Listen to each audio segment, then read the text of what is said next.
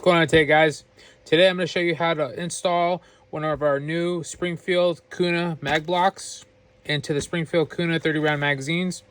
Very easy job to do. Take the magazine out of the bag.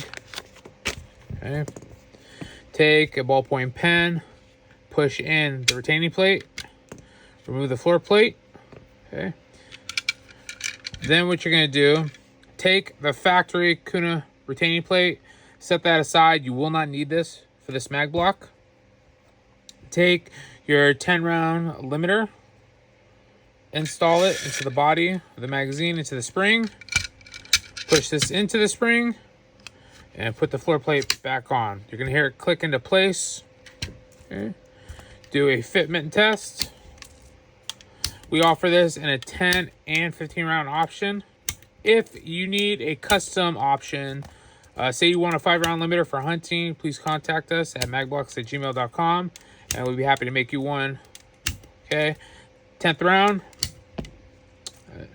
And we'll go ahead and do a test on the 11th round. And that thing is not going in.